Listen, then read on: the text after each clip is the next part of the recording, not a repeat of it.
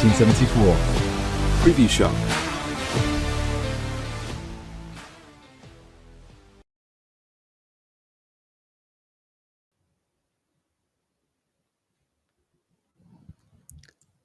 Hello and welcome to the 1874 show. It's a preview show this week. I'm not confident that we're live at all, but I am here to do a preview of Bournemouth against Aston Villa with my good friend David Reed, looking very festive, very Christmassy with his tree in the background. We'll touch a little bit on last night as well. Obviously, Villa won in Europe last night and preview the Bournemouth game.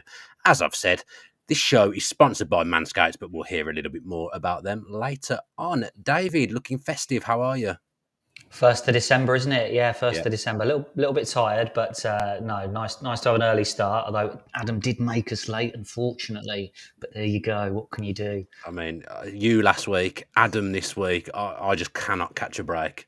Always on time myself. Cannot catch a break with you two behind the scenes. Where have you been? You've been St George's Park, haven't you? I've done so I'm with the Lionesses this week, doing some stuff with them for Sky. So at Wembley later today, been at St George's Park this week, and then going to Scotland for their next Nations League game after the Netherlands tonight. So I am packing every layer possible for Glasgow. I mean, we call Greg Global Greg Evans, Destination Dave Reed, all over the place. And obviously I was at the game last night and it was absolutely freezing. I was so cold. Lee next to me had a heated gilet. And I caught no warmth off that whatsoever sitting next to me. Yeah, I've only discovered these in the last couple of weeks, so I probably should invest in one.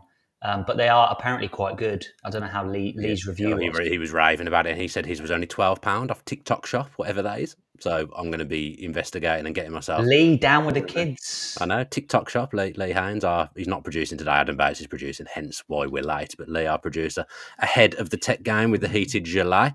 Let's talk about Aston Villa Football Club then, Dave. And I'd say reliable 3 points in Europe last night, in some ways similar to the last home game. Obviously, there was all the trouble. We won't delve too much into that. But if you come in all the way over from Poland and none of you get to see the football match, then, I mean, what's the point? I actually don't understand that mentality at all. I'm sure there's some genuine fans within there who've ended up missing the game who actually did come for the football. But the people that came for a fight got a bit of a scrap with the police, and credit to West Midlands Police because it seems like they handled it really, really well last night. But they didn't get to see any football, didn't get to see their team lose, but it was a relatively comfortable, straightforward win for Villa, albeit it would have been nice to get that extra goal and seal top spot. Yeah, it would have been. It would happen, wouldn't it? If the Leon Bailey chance right at the end would have just dropped to the other side of the line and into the goal rather than kind of bouncing out again. Regulation. I think sometimes we underestimate these European sides a little bit just because of their names, probably, and I think they're better sometimes than supporters give them credit for. I was impressed with Mostar, with their organisation when they came to Villa Park. And yeah, I mean, Alkmaar were better at Villa Park than they were away from home. Maybe it's just teams coming to Villa Park and knowing that, you know, it's going to be a big audience, big stadium. You know, they might be one of the few times that they play in one of the kind of old English stadiums in their careers. So, you know, I think you have to factor in teams and players raising their game. I thought Legia were quite organised as well at times, but as you say, there was no real need for Villa to get out of third gear. And we've said this a couple of times, maybe over the last few weeks in some of the kind of more regulation Premier League victories, that it feels like Villa can go up a couple of gears on demand, really. So a fairly comfortable win in the end. Would have been nice to get that extra goal, but a fairly comfortable win. Yeah, I feel like we're conserving energy almost for the weekend, and it felt very much like that last night. You know, sat in my seat. When you're at the game, you get a better sense of what's going on. And my vantage point where I sit is very good, and I can just tell it's not as fast. But almost when they want to, when they choose to in those European games, they do play with a bit of tempo and do play with a bit of pace, and that's when Villa looked at their best last night. But there wasn't always a need to do that, and they've got the job done. They've won the game. Villa have qualified. It would just be nice to get that top spot to try and avoid those extra 2 games, because I think we'll probably be able to do without that. And also with the teams coming down from the Europa League, if you have that extra game, it's tough opposition, and there is a risk that you go out early, which none of us want. So yeah, interested to see what happens. We've got Mostar to come. I imagine there'll be wholesale changes again, but really Villa will want to win that game to seal, come in top, and making sure that's what they do. Probably apart from the trouble, the big story from last night that Ollie Watkins didn't play because they've talked about him having a knock. The second time I've cursed a player on this show. First was Tyrone Mings after I said he never gets injured. He then went and got injured for the season. And I mentioned Watkins' finish actually on the Claret and Blue podcast. Watkins' fitness, on the Claret and Blue podcast last week. And then he's got a little knock, although it doesn't sound like it's very serious. I think it was more a kind of no-risk situation with Ollie Watkins. So he...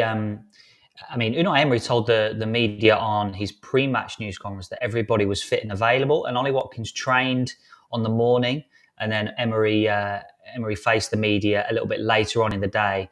And Ollie Watkins was actually supposed to do the pre-match press conference for Villa, and he was swapped out fairly late notice for Youri Tielemans. So that didn't, for me or anybody really there, kind of set any alarm bells ringing, simply because that Unai Emery had said everybody's fit and available. So it seems that, perhaps he's come off the training pitch, felt something, and Villa have rather than risk him in this game, they've calculated that, Villa have got enough quality to beat Legia and are hoping that Ollie Watkins is fit and available for the weekend. So hopefully we'll probably get a little bit more guidance on Ollie Watkins this afternoon from Emery when he speaks to the media again ahead of the Bournemouth game. But yeah, I think, and from John Duran's point of view as well, I think it was vital that he got minutes on the pitch and was able to get a decent chunk of time on the pitch, because he hasn't really seen that much action over the last few weeks. So good to see him up front, and we've just got to hope now that Ollie Watkins is going to be okay for the weekend. There's another big game again in midweek as well, so I wonder whether there'll be one eye on that one ahead of team selection for the Bournemouth game. Although, Unai Emery, I'm sure, will say we're just focusing on this one, and we have to, we have to take each game as it comes, as they say. But I wonder whether the following fixture in midweek will also play a part. Do you think we can read anything else into the team selection last night that might give us any hints or clues to the team selection on Sunday against Bournemouth? I wasn't too surprised with the team that he played. I think.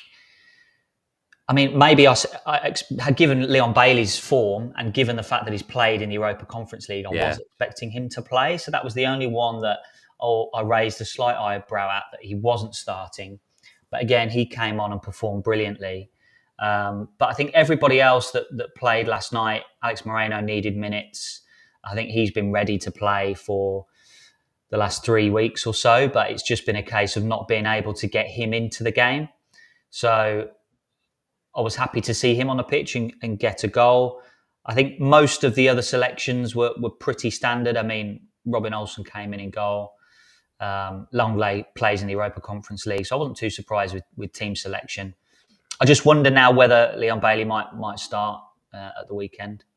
It's interesting, isn't it? I think Martinez was carrying a knock fairly recently, so again, that was probably a precaution that he didn't play, and good to give him a little bit of a rest as well, I guess, in a game that Villa won without him anyway. I thought Carlos might play over Conser, because it just feels like Conser and McGinn play every single game. Louise as well, perhaps you thought he might not start.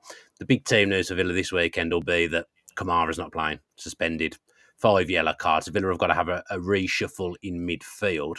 I kind of called the team right last week by saying Carlos would come in.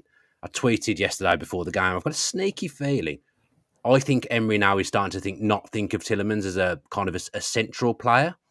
I don't think he'll pair Tielemans and Louise together. I think Tielemans will play in one of the wide positions. I actually think McGinn might move and play next to Louise, and that was what we did a few times last season when Kamara was out.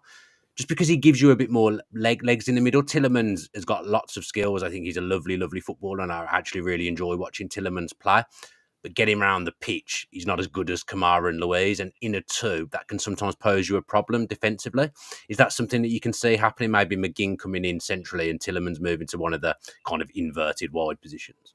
Yeah, absolutely. I think the only reason that he might perhaps go the other way and select Tielemans in there is the fact that over the last few weeks, Villa are, we're in settled possession, have played this three at the back. And and Kamara's played the right side of Yeah. that three and dropped in. Now, if that's the McGinn role, it's a shift for him, and being left-footed, it makes it slightly more difficult for John McGinn to play the same Sorry, angles. Dave Reid. I need to interrupt you here. Producer, light, not on mute. Not on mute, so I can hear everything that's going on in his office. What is this producer all about? Look at this. Look at his face. Completely bewildered by what I've just said, and can't get himself onto mute. I'm so sorry to interrupt you, Dave. It's quite all right. Do you think what you were saying about the back three? Then do you think that means that Carlos might play again because he didn't play last night? Do you think that might mean that they do a back three that way with Concert right back again? Possible, yeah, I think it's possible. Just because if McGinn's playing in exactly the same role as Kamara is, which means in settled possession he'll be on the right side of the three. It's can't do that. Surely. Different angles, yeah, it's different angles, and it wouldn't probably be as effective as it has been previously. So one option then is to bring Diego Carlos back in and move Konsa out to the right back position, as they did against Tottenham, away from home again. You then kind of think, well, did that work completely against Tottenham? Very different team, Tottenham and Bournemouth. But that's a consideration. Or the other option is to kind of play Cash as the right back, but play him low, and then bring in a Bailey to play high and wide on the right hand side and offer the width that Cash might do, and then McGinn switches over to the left-hand side and Tielemans plays central midfield. So I think there's different considerations. I've got a feeling that he will go central midfield with Tielemans, and I think he'll do that. I think he'll play Bailey high and wide on the right, McGinn on the left-hand side, and Cash being a low kind of centre-back in this game. So, or centre-back / right-back in this game. It is a bit of a reshuffle though, so I think it will take a little bit of time for the players to get used to things. And Tielemans hasn't really played central midfield since he's come into the side and given us the kind of form that he's shown. He's played wide, he's played as the kind of shadow striker off Watkins, so he may decide to stick with that as well. Yeah, one thing Bournemouth have got is they're full of energy. I watch a ton of football, but for whatever reason, for some reason, it feels like Bournemouth are the team I've watched the least and probably know the least about in the Premier League. But they've picked up results recently, been doing really, really well. And we said might be a good time to play Tottenham last week. Probably not the ideal time to play Bournemouth because they've got a bit of a run together and got a bit of momentum. But in some ways as well, they're a team that will play one way and press and attack, and that might suit us. Yeah, the manager came in the summer. Andoni Areola. He got quite a lot of excitement around his appointment. Obviously, they got rid of Gary O'Neill, and there was a lot of question marks around that, given the job that he did. But Areola did great at Rayo Vallecano in Spain. They won a lot of plaudits for the way they played and the way they tried to disrupt teams. And it was, you think of La Liga and Spanish football as tiki-taka. They were doing something slightly different, where it was kind of lots of long balls and switches and lots of crosses into the box. And I think they were kind of watchable because they were slightly different in La Liga. So he came over and he was trying to implement this new style of play, which is high octane, high press, crosses, long balls, crowding those long balls as well for the seconds. And it's taken them a little bit of time to get used to the way that he wants to play. I think there were a few whispers a few weeks ago as to, how long is he going to last? They hadn't won at the start of the season. I think the Burnley result really kick-started them when they won that. And then they've gone on a little bit of a run, beating Newcastle, who are obviously an excellent side, totally dominated Sheffield United. And when you look at Sheffield United coming up into the Premier League, they would have hoped to have put on a better performance against Bournemouth, who are obviously one of the teams that might well struggle this season. But Bournemouth absolutely, dominated that game. They've got Ryan Christie, who started off the season as a kind of number 10, but he's dropped back and he's playing more central midfield now as part of the two holding midfielders, and I really like him. He's an excellent player. And then they've got really dangerous players in those attacking positions as well, with Tavernier and Semenyo as well, who's playing well at the moment. And of course, Dom Solanke up front, who I always think has got talent. He's never quite hit the heights that I thought he would, but I think he is a player that's got talent up front. Yeah, I mean, Marine Boy in the chat saying this match is a massive banana skin for Villa because this is our bogey team. I think since that game where we won on their return to the Premier League, I think we have lost every time there. We never seem to have a good time at Bournemouth at all for whatever reason at the Vitality Stadium. I think you're right about they've got pace on the flanks. Haven't they? Kluivert scored last week as well. That might have been his first goal. Actually, so they've got dangerous players on the flanks, tricky players on the flanks, and you've touched on Solanke there, a player I really rate. I think with Solanke there's an element of Ollie Watkins in him, in that I think it's taken the right manager to make him flourish and see all his skill set and get him properly in the goals. I actually think if Solanke worked under let's say Solanke was working under Emery, I think he'd score a lot of goals. I think if you look at him and you look at his skill set, he has all the things that you want a modern day striker to have. You know, he's physical, but he's quick. He gets around the pitch well. He's a decent finisher, actually, quite a good instinctive finisher.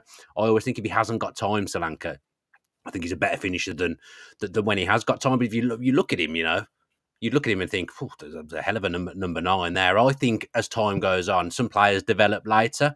I think maybe Areola working with him, Solanke might turn into a player that regularly hits double figures in the Premier League. Yeah, you've never doubted him really in the Championship, but it was always that step into the Premier League that people had a few question marks over him. But you're right, absolutely, I agree with everything you just said there. He's got all the ingredients to be a top Premier League striker in the modern game, and it's just about unlocking that and getting the consistency. I think he's gone on little runs of scoring goals, and towards the back end of last season when Bournemouth were playing well and trying to stay in the Premier League, I think he was a key part of that. But I think it's just about getting that consistency with Dom Solanke. I think he's a really good player.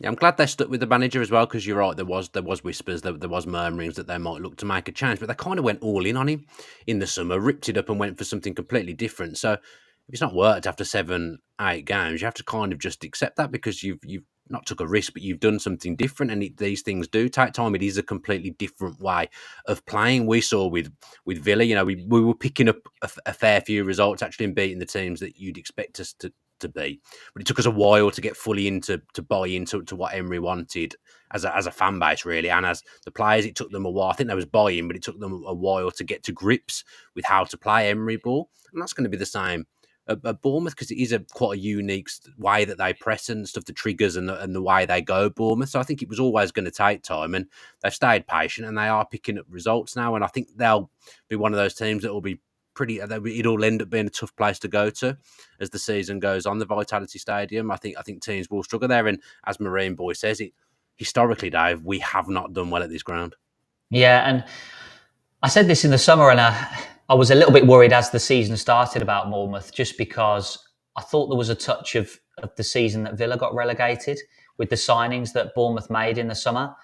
A lot of good young players without a great deal of experience, but around that sort of 10, 15, 20 million pound mark. And I had a slight concern that these players might be really good eventually, but is this going to be the season where they're ready to fight to stay in the Premier League? Kerkez at left back started the season. He's obviously going to be a good player, but is he going to be able to sustain that for a Premier League season? They've got Zabani at the back, who I hadn't seen much of, and he's turned out to be very good this season and one of their highlights. And then you've got in midfield a little bit of experience now with Lewis Cook and Ryan Christie, but then the front line, I was thinking, okay, Tavernier's done it at the back end of last season, but you look at Kluivert, Semenyo, are they going to be able to come in and be consistent Premier League footballers? So I had that in the back of my mind, where I was thinking, would there be some similarities where they've signed some players for decent fees, but are they going to be able to be good players right now, which is kind of what Bournemouth needed. So I'm glad that they're starting to turn the corner, because I think they've got some talent in their starting 11. So I think it's one of those teams that, as you said earlier, really are going to take time to really get to grips with what the manager's asking them to do, and hopefully from their point of view, be able to gather enough points to stay up. Tavernier is an interesting one, because he did well in the Championship. It felt like a big fee at the time for him when they brought him in. But largely when he's played, I feel like he's been in the goals. But again, I don't feel like I've got a fair impression of him, because I don't feel like I've seen him play live enough. But one of those players that on Match of the Day always looks busy, always looks lively. And he scored a couple of goals last week. When he does play, he seems to score. Yeah, I agree. I mean, he's another player that has come from the Championship, and I actually think he's got the quality to be very good in the Premier League. I thought he was excellent at the tail end of last season. Scored some I lovely think, goals. yeah, and his deliveries into the box are really dangerous, and for a high crossing side, it's perfect for him to be able to get those deliveries into the box. So, yeah, he's a player that I think is going to be he's really important for Bournemouth. Yeah, and just back to Villa finally. A couple of players walking the disciplinary tightrope. We've already lost Kamara for this game. Douglas Luiz and Luca Dean, I think, are on 4 bookings. Now, obviously, we've got left back cover again now with Moreno. And I have to say, Moreno looked very fit last night. He didn't look like his injury had curtailed him at all. He was as quick as I remember, and he was as durable as I remember because he went pretty much, I think he went 80 minutes in the game last night. With the 2 games that we've got coming up, it's imperative that Douglas Luiz doesn't get booked, isn't it? I don't think you can understate how important it is not for Douglas Luiz to get booked on Sunday. He's been outstanding. He's vital. Right now, all the players on the pitch are looking for him when he gets the ball to do something with it and be creative and play those killer passes. He's been so important. So he's going to be vital over the next week or so with these big games coming up. I don't think there's any danger that he's not going to play. I think obviously he will play on Sunday. But I think there might be a word from the manager just to say, just go careful. Just go careful in this game. I've got to say, that is my biggest worry ahead of the weekend because I'm really looking forward to the next week or so. Those 2 games at Villa Park, the atmosphere is going to be absolutely electric. To have those 2 games in a row at a time when we're playing so well and we're sitting where we are in the table, I just find it so exciting. As I've said on previous shows, but if we were to lose Douglas Luiz for either of those games, I think it would temper my excitement, and my excitement may turn a little bit more to nerves. I don't know about. I mean, at the moment, I'm going into every game like excited to see what we're going to do, how we're going to play, who's going to play where. I don't think that would change if Douglas Luiz would miss those games. I just think, he's been so important and so key that Villa won't be. I don't think Villa would be as strong if he wasn't in the team. But it's still such an exciting week ahead. I can't wait for it. Yeah. Right, we will come on to predictions, but before we do, I'll have no clue when this starts and when it finishes, but we need to hear a little bit about our sponsors for this show, Manscaped. Manscaped have been a friend of the channel for some time now, and they have launched a fantastic range of facial hair products, including the new Handyman electric face shaver. This is designed to give your face that smooth finish without the mess of a wet shave, and it's the perfect tool for men with any beard length. So I've got it here in front of me. It's a very nice little bit of kit. Looks like a little bit like an old mobile phone, actually, in some way. So I haven't actually used this yet, but it's very compact. It's very small, and so I feel like it would make a good Christmas present because I don't ever wet shave, but maybe this would encourage me to wet shave more because it is less faffy. I literally just whack it around my face and it does the job. So I haven't used it yet, but it looks like a nice piece of kit, perfect as a stocking filler this Christmas. Now, if you have a fuller beard, like I normally do, they've also got a product called the Beard Hedger, and it comes in a lovely little packet like this. Not packet, it's not really a packet. It comes in a lovely little travel case, let's call it. You just charge it up. It's a USB charger, so you just whack it in and charge it on USB, and it charges very quickly. Now, I have used this today. You'll notice I've basically taken my beard off today using this product, and really, really good. It goes down from so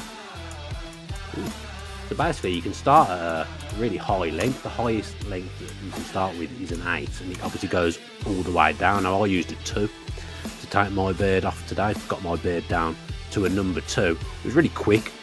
It did what I needed it to do, and again, probably a good stocking filler to give to someone who needs a product like this. Apparently, their cordless trimmer has a rotary wheel that gives you 20 hair cutting lengths all in one with one guard, so no more messy drawers full of extra add-ons. And in fairness, that is true because it has just got the one thing on the top. So these things, with the way that they've got the case as well, easy to take away and just stick in your wash bag. And with Christmas coming up, these are the kind of functional gifts that men like. So I'd have a look at these if I was you. And obviously, if you do it and you use our code, which is the Villa View in all capital letters, you will get 20% off and free shipping. Now, great work from Adam Bates yet again, because the channel isn't called the Villa View anymore, but the code is the Villa View, so you get 20% off and free shipping. All the details are in the description of this video, and I can genuinely review the product and say it's really good because I've used it, and you can visibly see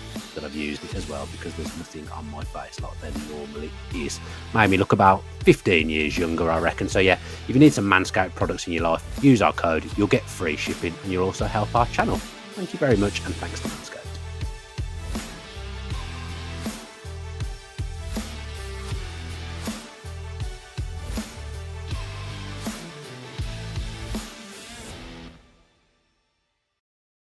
Don't do that. Yes. Are we back? Oh, we're back. Honestly, why can I never see what's going on? I absolutely no clue. I can't work in these conditions anymore, Dave. I've been good on the predictions, actually, because I do predictions in my Who Scored show. My Villa predictions are saving me at the moment because I'm limping with everything else, but I keep getting the Villa score bang on. So I've got the last two games. I've called the score absolutely perfectly, Dave. Not sure you have, but we'll come. I think we both went 2-1. We did go 2-1 last week. I got the Luton game right as well, didn't I? The 3-1, I think. What are you going for this week, Dave? I'm gonna go for a clean sheet. 1-0. Stop, Dave. We're not going to keep a clean sheet. It's not in the gob. It's not what we do. I'm going to keep predicting a clean sheet until it happens. 1-0, tight game.